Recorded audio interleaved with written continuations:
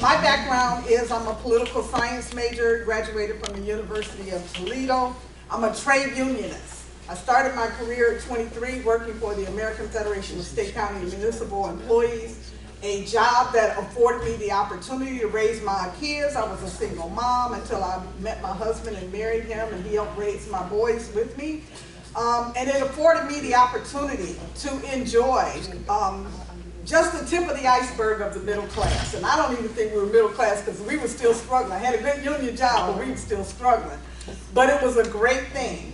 And what I saw the union do in the years that I was with the union, I saw, he mentioned Casey Jones. When I went to the interview for the union, the director of the union that I went to interview with, all he talked about was Casey Jones. And he talked about Casey Jones because Casey Jones was a black legislator from Lucas County, and his union helped get Casey Jones elected to office. And the connection that he had with me, why he raised Casey Jones, was because on my resume was a guy by the name of Bill Harris. He was a TV news anchor, he was a director of the youth department in my church, and he happened to be Casey Jones' stepson, and this guy knew that. And so my path was already ordered. He hired me, and I admired the fact that the unions would endorse candidates that would advance worker rights.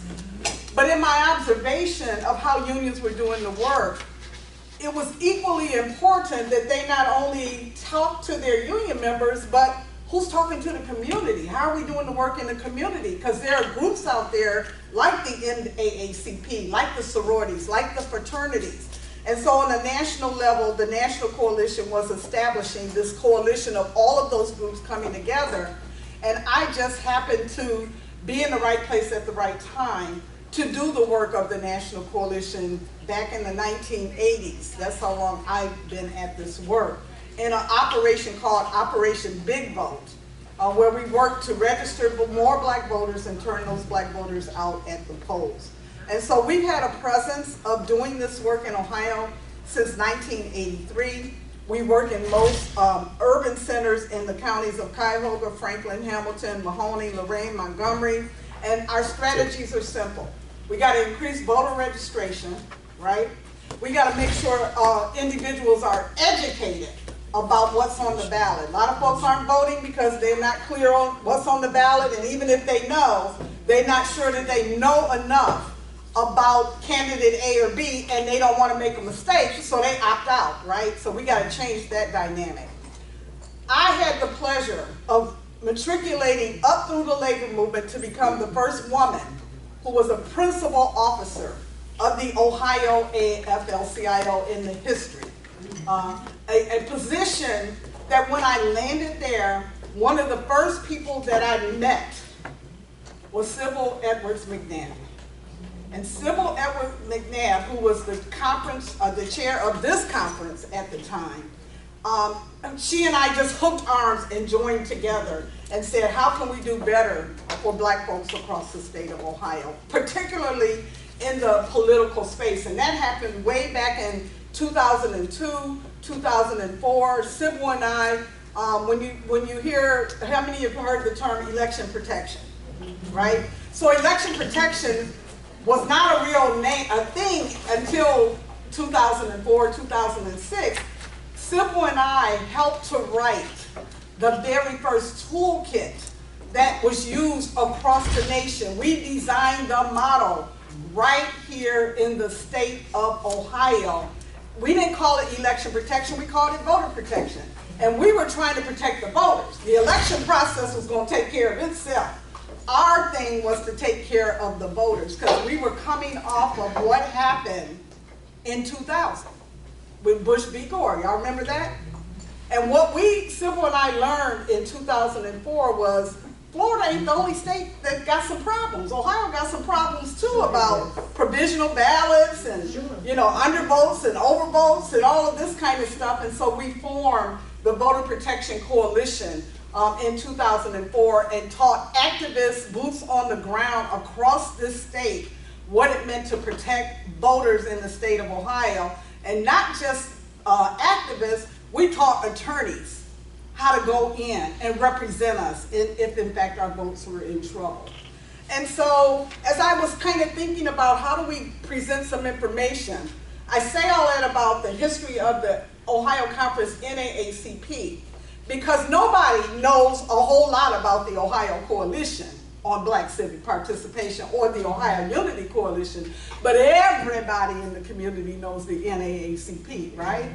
And so it only makes sense for me as I think about how we empower the electorate across the state. NAACP has to be foundational in that work. And so I have never taken on an election cycle to try to do this work without consulting with, collaborating with, and being in partnership with the NAACP, either at the state level or any of the units across the state that want to do this work. So our partnership is genuine. When Tom, he was Sybil's political director at the time when he and I first kind of started connecting. And when he became president, I continued that relationship because it is a key to the success of making sure we can empower Black voters. When I think about the impact of Black voters in Ohio, I was on doing a web search the other day, and I came across an article that was in the Atlantic, and it was titled, "Black Vote in Ohio Fueled by Voter ID Bill." And I was like, what is this article about? And I looked at it, it goes all the way back to 2012, right? Y'all know Ohio delivered. President Obama would not have had a second term except for what happened in Ohio. Y'all know that, right? Okay, but check this out. So everybody thinks it was about Barack Obama in 2012. They think he did his thing. He did his thing in 2008 because it was historical. But in 2012, Barack Obama was not what was fueling the Black voter turnout. What was fueling the Black voter turnout in 2012 was the fact that they were trying to suppress the vote in Ohio. Absolutely. Y'all remember that? So he got the benefit of Black folks coming out to vote, and Black folks were coming out to vote because they were standing their ground. They were saying to the powers that be in this state, you are not going to take away my right to exercise my vote in the state of Ohio. And so if African American turnout in 2012 was in line with what happened in 2008 when we had a historic election, who would have won? It wouldn't have been Barack Obama. It would have been Mitt Romney, would have carried Ohio, and he would not have seen a second term. And I want to read to you what the article went and said about then President Sybil Edwards McNabb, because she was quoted in this article, if I can find it. While African Americans account for 12% of the state's population, they make up 50% of Ohio's electorate in November. So we were overly represented in the electoral space. We're only 12% of the population.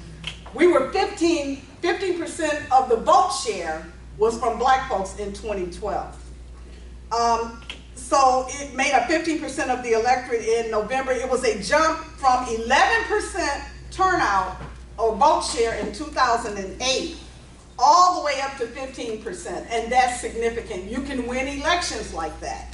Sybil said, and I quote, "It exceeded our expectations," said Sybil Edwards McNabb, president of the Ohio Conference NAACP. We're very pleased with the results. The NAACP had called the state voter ID. They issued a voter ID bill that year. The Republican-controlled House. It was one of the most restrictive in the country. And the NAACP, in collaboration with the Ohio Coalition on Black Civic Participation and all of our partners, we went around the state and we talked to voters and said, hey, we're getting a bad deal. And the only way to change the bad deal we're getting, we got to come out and vote, right? And make sure that our voices are heard. And so we did that. And because we did that, we were instrumental in creating history in the state of Ohio. During the NAACP that year in July in Houston, Eric Holder, Attorney General Eric Holder, called the Texas voter ID a poll tax. John L. Lewis, who once marched along Martin Luther King, emphasized that these laws were being pushed to stop some people from voting, right? So the point is, we can have candidates that are on the ballot that may or may not be good, but sometimes as black voters, we need a little something more, right? Just like what just happened in August, right? We voted in black voters, and again, in Ohio, voted in higher numbers in a special election than they have ever voted. Why? Because they were threatening to limit our voice. We went out and voted under the guise of protect one person, one vote. And we said, no, we will not accept a constitutional change that increases the threshold from 50% plus 1 to 60% in order to change the Constitution.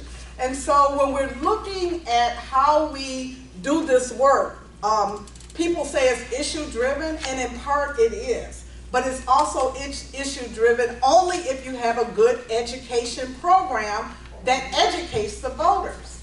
Tom and I sat in rooms and we knew that this was coming down the pipe. We knew it was coming down the pipe, this whole issue one thing. We knew it last year. The legislature was not able to bring it forward last year. They got it done in May of this year, passed it through the General Assembly, pushed it through the ballot board, and boom, before you know it, in late June, we're being faced with an election that nobody in our community knows about. How many people knew that we were going to have a special election last year before it happened? Not many, right? So Tom and I knew that we had to go to work, and we had to do it very strategically, very surgically, and that's part of what the coalition does. Not only are we the boots on the ground, we are the strategy of what it's going to take. Because sometimes what we think needs to happen with our people is not what the party thinks needs to happen. It's not what labor thinks needs to happen. It's not what the progressives, who are our friends, think need to happen. We know what needs to happen because we're in these communities. We're listening to the people. We're the closest trusted messenger in our communities. And so with us joining and having an alliance, we are now able to begin to shape the strategy about how voters get mobilized, particularly black voters. We didn't get there easy because it's not enough to just know the strategy. You gotta back the strategy up with our actions. And our actions mean that we gotta be able to get people to go knock doors. We gotta be able to get people to get on the phones and make the phone calls. We gotta get people to wear, sister, hold your shirt up right there in the second row, that shirt you got in front of you. That's a political message, y'all, in the community. We gotta get people to wear those shirts, create visibility, create enthusiasm, create a sense of urgency, create whatever we need to create so that we are able to contest for power at the polls. What we did in 2012 in terms of 15% turnout, or 15% share, not 15% turnout. We were 15% of the 100% of people who went and voted. And that is significant. We can get there again. We lost some time, and I don't know how we lost time since 2012, but we lost a lot of voters. And we lost it in part due to things like voter purging, right? They might have been purging voters before 2004, but after 2004, they really went to work to try to dilute the power of black voters in the state of Ohio through voter purging and things of that nature. And so we got to now go back and rejuvenate, try to get some synergy and energy in the electorate, and we can't do that work unless members of our organizations step forward to get trained to do the work that needs to be done. And so I'm going to pause and let Tom kind of jump back in here. I think we didn't really have a flow or a format for this. I'm going to let you jump back in, and then, you know, we can kind of maybe have time to answer some questions, or I want to see where you kind of want to head with that. Again, we have a rich history. Some of the sisters coming in the door right now are part of the coordinators in some of the cities that help stand up the work of the coalition. These are sisters that are from labor. They are sorority sisters. They are NAACP presidents like Judy Hill in Akron and some of the other places, and they're just community activists across the state who have been rolling with this coalition and doing this coalition work for a number of years. I think in the indigenous community, they say, they have a saying that says, many hands make light work. Y'all, we've been working hard, and we've been working hard because we need some more many hands. So if we could get even more of us trained in the NAACP family to join with what we're doing in the coalition, I do believe that we can start to change this state back to a place where it's a nice place for Ohioans to live and for Black Ohioans to thrive, and that we don't have this repressive, suppressive energy that the certain political parties have over the state of Ohio. Thank you, Pete. Scales. Derek Scales. I was going to ask Derek. I was going to ask Andre to give us some chairs. First of all, I want to welcome our prison chapters to this workshop. We're excited that you're joining us, and I want everyone here welcome one of our prison chapters joining us. They're on the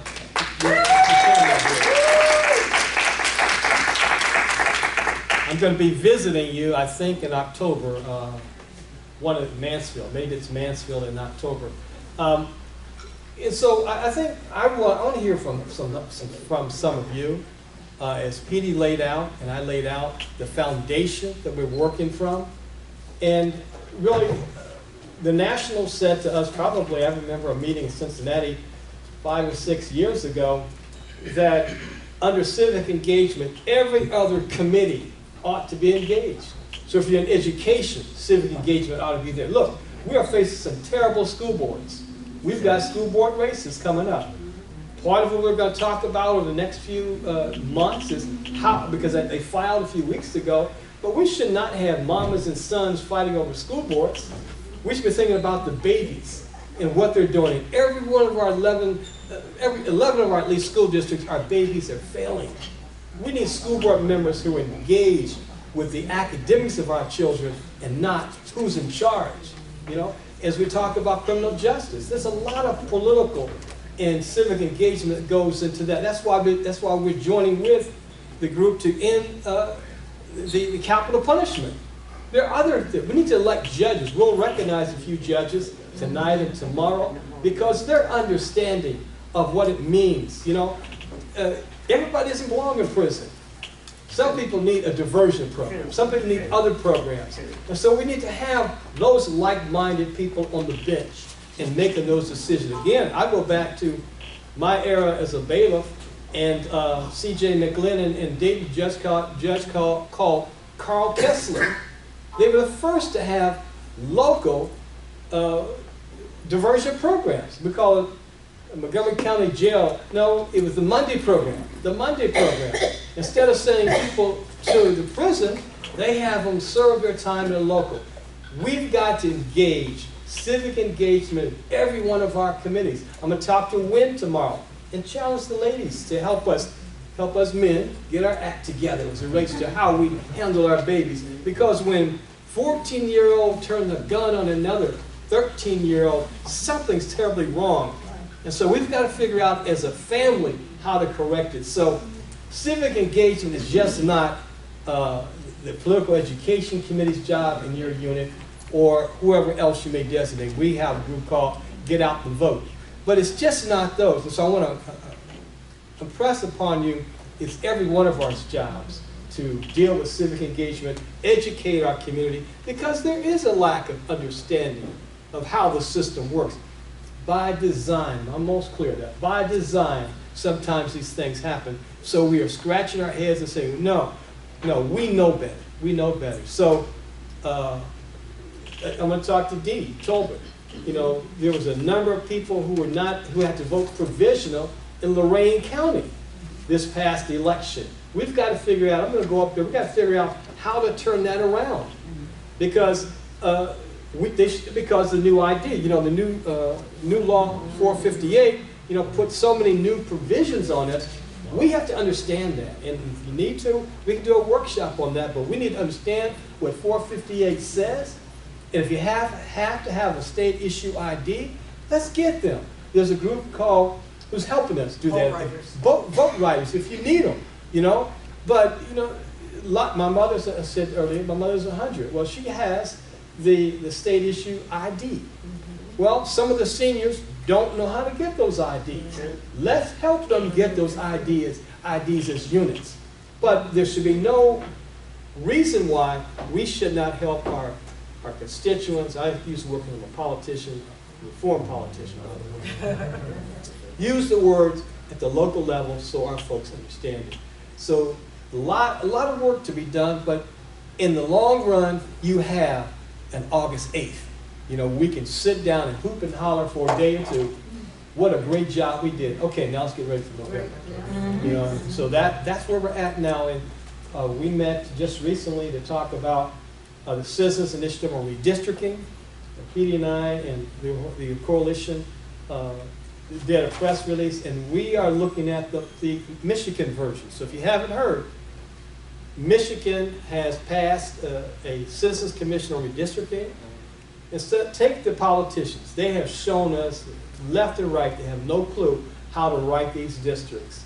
And the fact that they're going to meet next Wednesday, and by the following week, LaRose is saying they have to have a plan together, says to me they have no desire to have citizen input, to hear from you.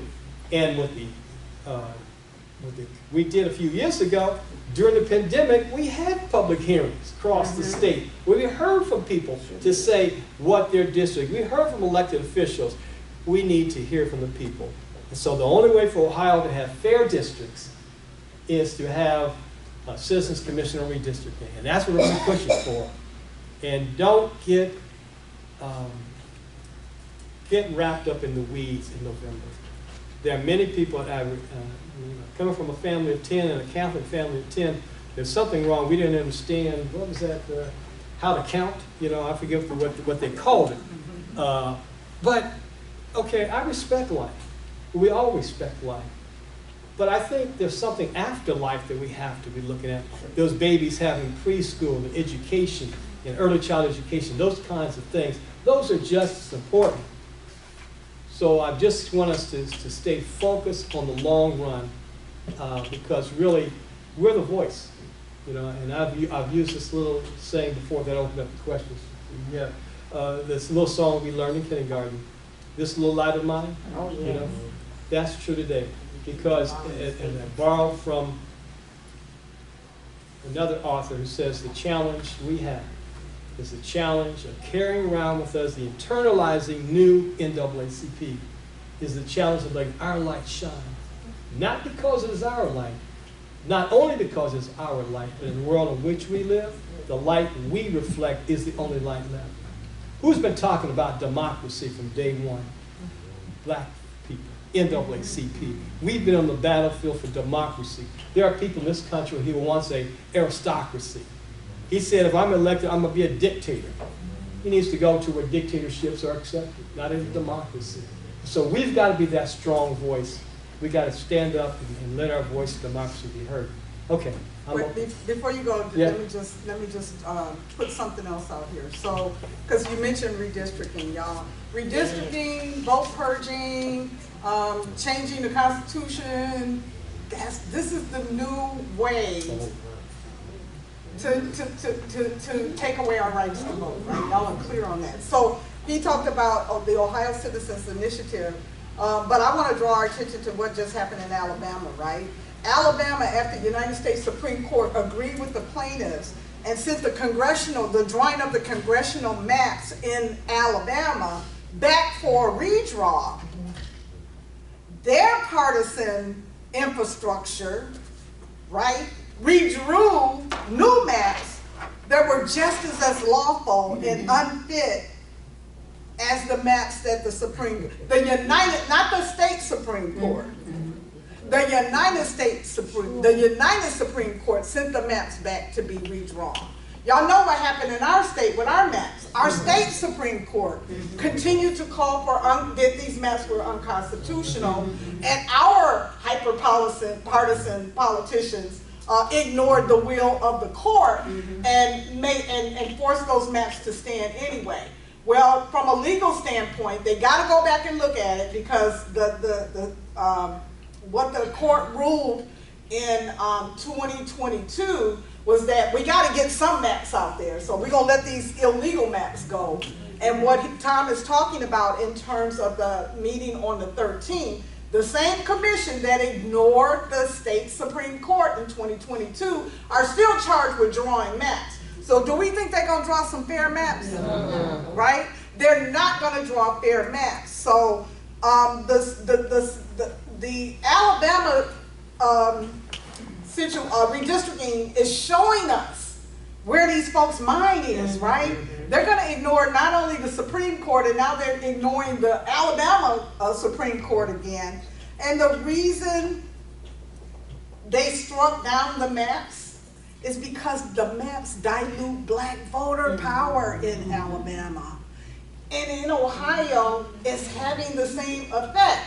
It's just that, you know, we're not in the South. That's the only difference. But if you come to a community like where I live in Lucas County, where they took 38,000 black voters out of the city of Toledo in the central core of the city, 38,000, and moved those voters out of a democratically elected Senate district and moved them into a Republican district. And the boundaries look like some big dinosaur, and big old body of a dinosaur all around. So you got all this geography. And the head of the dinosaur is the little circle in the middle where they moved all those black voters out. And they want to say that they did not take race into consideration. Right? And so we have to be diligent. Tom said they're coming back in on the 13th, right? Fair districts and equal districts have unified now for the purpose of continuing to monitor and call for fair representation, even in this new redraw that is supposed to happen the 13th. So I want to invite you all, before we open up to questions, if you can come back to Columbus on the 13th and join the Walk in Solidarity so we can send a message that we're paying attention. Right? It's okay for them to have the white women from the League of Women Voters, and no offense to anybody that's white in here, it's okay for them to have those white women down there marching and carrying signs, but they need to see us. Because it is us, it is our districts we live in, that are being packed and cracked and diluting our ability to elect who we want. The legislator in that Senate district that I now live in, she's one of the authors of the voter ID bill. Now, do you think she was passing that bill with my best interest at heart? Heck no, right?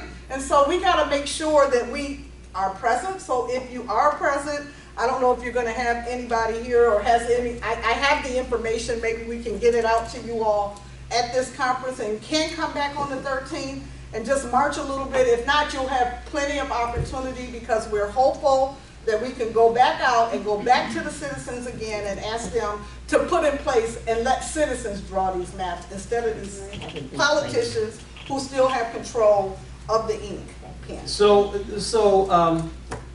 all politics is local.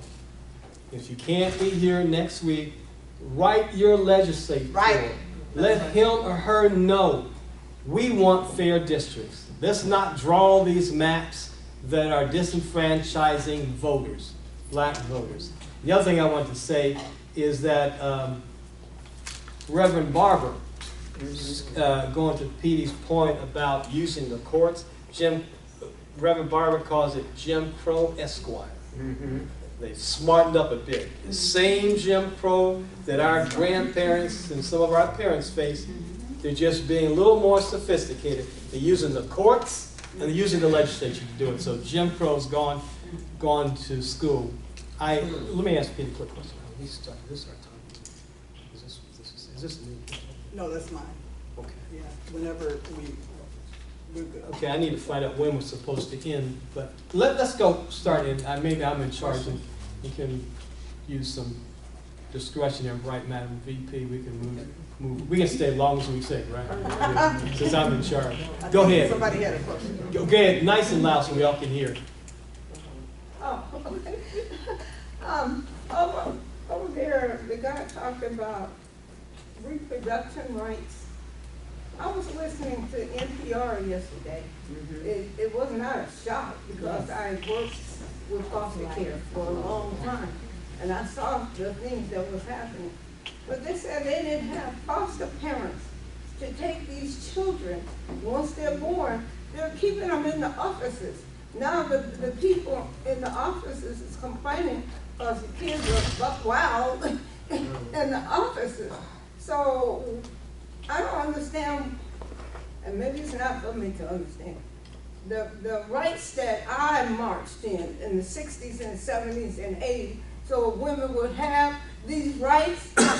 Where were you when these old white men went in there and changed everything? I don't understand this.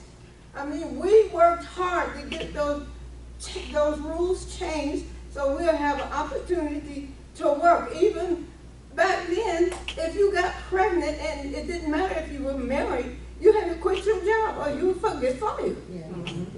We're going back to that. Young women, where are you? There's to allow this to happen. And I'm talking about black women. Right. Okay. There's a gap, but what we have to do, sis, and where are you from? What city? Canton. There is definitely been a gap from what you all did, from our ancestors and the marches that you all did and the freedom that you all were able to get and the justice you were able to get in the 60s and the 70s and the 50s. There's a gap. I don't know what happened to the gap, right? But you all have to still push this future generation. And I know it is hard. I was listening to MSNBC today driving in. And those commentators, I think it was Eugene Robinson, was saying on MSNBC, democracy is hard. Right. Yeah. It's not easy, y'all. But we can't not stay in the fight. We've got to get the next generation, just like how many people told their grandkids or kids about they better vote in 2008? We gotta figure that piece out again and make sure that everybody in our family, and we can't wait till election day to do that. We gotta have a plan. I do this with my family every year. I say, okay, granddaughters, sons, grandkids, what day are we gonna go vote early? Or if it ain't early, it's on election day. And we stick to the plan. And I don't care how much my 40-year-old son say, I'm too tired, I work too hard. You're not going to be my son and not vote. And we got to have plans just like that to make sure our family immediate is going to vote. And then I compel my extended family. I make all of my family show the I voted sticker on my Facebook page. And if we create that kind of family cohesiveness, accountability in our communities and in our family, it's on us. Right. We can't say what happened. We got to say, what can we do to change the current state that we're in? And even though in the 60s they didn't have these, they didn't have those, but we got the benefit of those now, so we should be able to do better. And if we don't know how to operate the technology the way Tom don't know how to operate it, maybe me too halfway. I'm halfway in, halfway out. We can find these young people and tell them that you want to do a voter registration drive using the phone.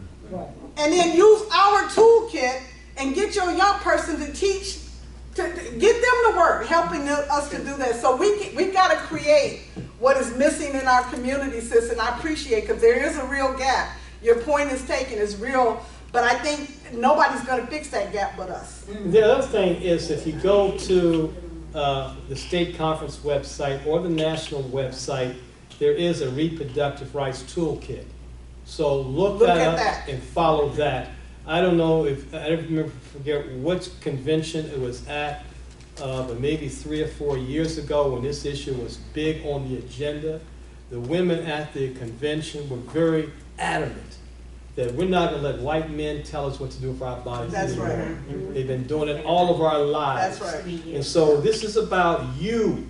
And I've always said, as a legislator, I probably consider a pro-choice legislator, but it's between you, your husband, and your minister, and doctor. And your doctor. Those are the ones who ought to be engaged in this. And so if we follow the toolkit and look at in the NAACP toolkit, I think we put it on the website. If it's not there, then I would go to the national and get it. I saw it. Go ahead. I don't know how many of you had the opportunity to zoom in last night for our national call for the youth in college, for the Get Out to Vote. Phenomenal. We do have a program in place, and we can kind of share that later, but there is a whole program that is going to merge with the adult units regarding, they have the OR codes already ready to go, things in your phone. We have the deadline dates of when we're supposed to roll out programs. The universities have a goal of rolling out 500 registered voters by a certain date. There is a 2023 toolkit to get out to vote that will be coming out next week, available from the national office. And there will be another training via the national office about what our programs are to get more young people involved. And it has everything that we need to take back to our units and take back to our youth and college division. Yeah, and as you recall, I've had at least 3 trainings with national, with you leading up to the last election. They know us. They know Ohio because I wear them out, you know, asking questions, saying, can you help me with this, can you help me with that? I saw some more hands. Go ahead, in the back there. Nice and loud, please. This last election, I voted early. And that, I don't know if everybody knows this or not, but there were some people that was at the polling place that had just moved. It was a couple of days before. They had just moved out their house the week before, okay? And they were letting them know and trying to get their address changed on that day that they wanted to vote. They did not let them vote that day because they had moved out of a house into another house that was not in the system. So therefore, they made them to go back and re-vote so that they can vote in November. But they had to vote provisional in this election. My question is, if you know you're gonna move, would it be right not to let them know? Because if they're gonna make you vote provisional, what do they do with those? I mean, we don't know whether they're gonna go back and let those people vote be counted or not. But it's something that we need to think about. That if you're moving the week of the election, and you just moved out of a house this last Saturday, why would you go and let them know that you just moved? Because their people are trying to be honest, right? They're trying to be honest. That put the vote, to me, that put their vote in jeopardy. It did. It most definitely did. Stuff happens, and I think that, you know, again, if we have this buzz on the street and we hold ourselves out as the go-to people, and they would have known this is where you can go to find out what you should do in that situation. And organizations, that's what we do in the Ohio Unity Coalition, right? We have a toll-free number that we publicize everywhere, and we get a lot of phone calls, don't we, Cynthia? Right? And so part of it is, again, as we're building this boots on the ground piece, we're gonna hold ourselves out as the go-to people in our community that people can come to and get information. Because if we all were trained and we know that that's the way, that's what the situation that voter would have been in if they would have called one of us, we probably would have told them to do something a little bit different in terms of that, right? And it's not being dishonest, it's just about making sure, I mean, that person is caught up in the crack, right? And there's no reason why they should not be able to cast a vote to have it counted. Even if it's provisional, there may be a way for them to vote provisional and still make sure it's counted. But we had to get that person to the right polling location. And we had enough time to do that. So that's what we need to educate ourselves and get to know your board of election people. You know, 9 out of 10 of them will give you good information, will be of assistance. And it's just as Representative Gerald, every legislator wants to come before you. Invite him or her to come before you and share with you how a bill becomes a law. You know, how things happen in General Assembly. Don't let these things become a mystery, because they're not a mystery, they're just chaotic. But that's what democracy is, right? So, I mean, I look myself sometimes and wonder, how does this thing ever become law? Well, I know the legislative process. We'll take 2 or 3 more questions. Okay. Her point in particular, yes. During that special election, September 8th, I knew a friend that was about to move. Okay. Yeah. On the September the 8th election, he's kind of speaking to your point. I knew someone was about to move, or they may move, and so I just encouraged them to vote early. Early. Right, and so that's, I mean, they allow you to vote. They allow you to vote early. yes. And We have 28 days where people can cast their vote. And so that's part of the dynamic we got to get to on the ground. This waiting until all the way up to the election day, we got to take advantage of the fact that we got 28 days, y'all, to become 20% of the vote, right? 28 days is a long time. We can get a lot of people voting in that 28-day period. And so we got to know that and take advantage of that and make sure the voters know, here's when early vote starts, this is the days that you can vote early, these are the times, this is the location. And that's a lot of the work that we do in the coalition. We put out push cards that we take to churches and we take to bowling alleys and we take everywhere. It's got the NAACP logo on it. It's got the Deltas logo. It's got the Sigmas logo, the Masons logo. You know, everybody's logo is on it. And we get that information out into the community. We use the black media. We run ads in Dr. McNair's paper and Dr. Ellis's paper and other people's paper. We run ads we create ads on the radio so that people can know. Go ahead, let's go over here, then we'll go back to it. Over here. My question is about redistricting. I've been hearing a lot about it, and I've been hearing redistricting, and I just want to know who's the they that's changing the redistricting, you know the word I'm trying to say, and how does the citizens do it?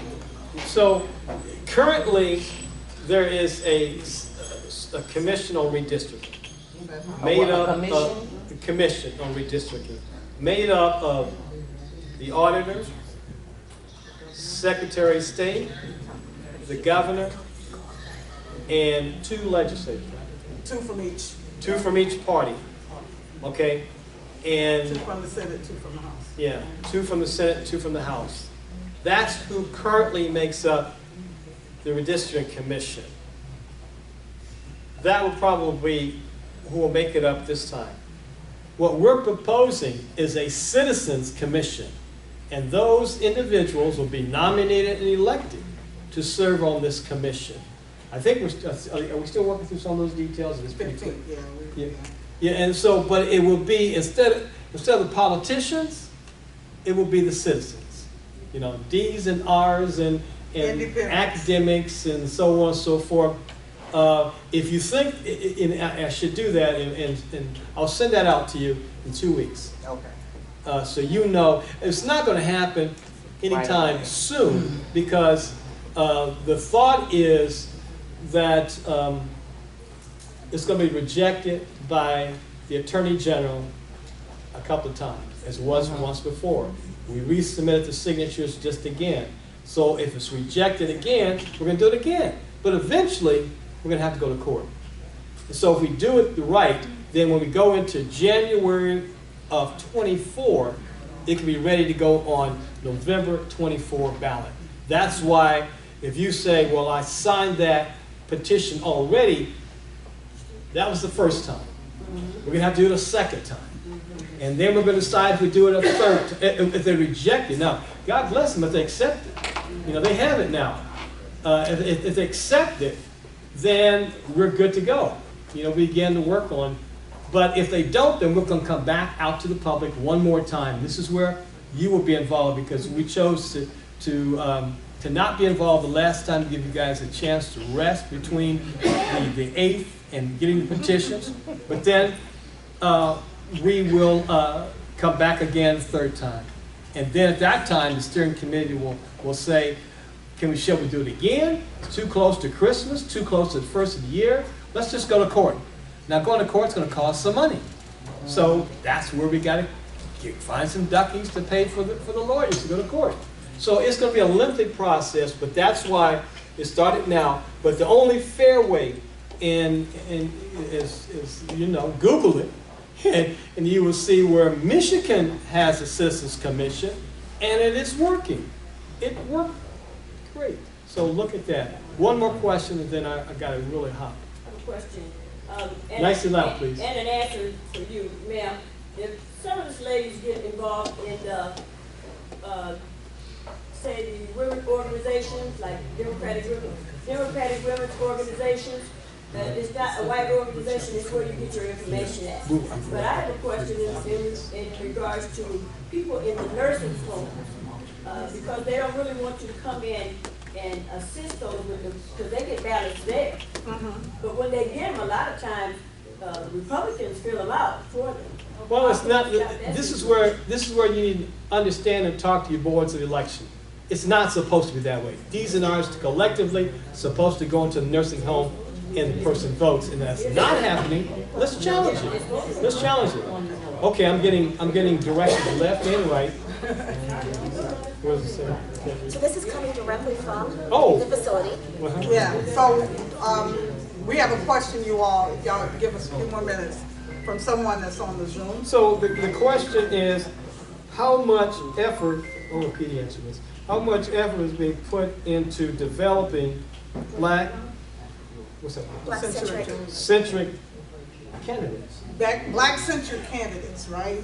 And so I was, in 2020, I was part of the Ohio State University partner with me and my organization, just on the question of development of candidates, and this was not all candidates, we were focused primarily on black women at the time, to get them to, and there are other organizations in the state called Lead Ohio and different organizations that people can go to learn how to be a candidate to run for office. Because sometimes people just jump out there, oh, I can do that, right?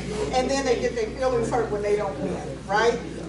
There is some training that you need to undergo so that you know how to fundraise, so that you know how to mobilize, so that you know all of the ins and outs of what it takes to become a candidate. I don't know why Tom told me to take this. He's had to do this before.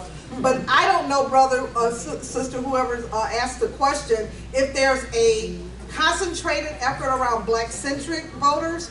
We need that. And one of the things I'm happy to say is, in addition to me being the convener of the Ohio Unity Coalition, which is a 501c3, we also developed a 501c4 where we can do express advocacy. That 501c4 is called Black Ohio Leaders for Democracy. And we can do some of that work there. We're trying to make sure we got the C3 stuff down first, which is the registration, education, get out the vote, and then we occasionally can pivot. And so that's the one entity that I know is doing some of that work, but I'm sure we're not the only one. So let's conclude here.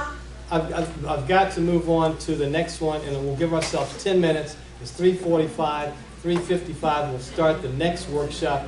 But there's a group also called School Board Schools, who are helping educate and run candidates for school boards. and we're partnering with them. They came to the Dayton meeting a few weeks ago. We are connecting with them, and they may be here. They may be at this convention. If not, I will let you know, because we will be partnering, our education committee will be not partnering, collaborating with them to get candidates to go get trained to run for the school board schools. It is 3:46, I believe. 10 minutes. Let's take a 10-minute, let's come back at 3:50. Can I give you guys my website if y'all want to find us? We're at www.ohiounity.org. That's www.ohiounity.org. 10 minutes. Can we talk to you? 10 minutes. Yes, I'll put your link on it. And so the other thing Petey and I are going to do is going to have our technology people put that site on our state website, along with the media. So we're going to try to get all that stuff on the state conference site, so you can have one-stop shop. 3:50. See you in a few minutes. Thank you, everybody. You've got 10 minutes. I see. In the same room. You kept talking. What's the thing in here? I think it's black on black. Yeah, black, right there. State of black. Oh, the State of Black Ohio, y'all, is in this room. If y'all want to hear about that, it's in this room at 4 o'clock, except for the Unity Coalition.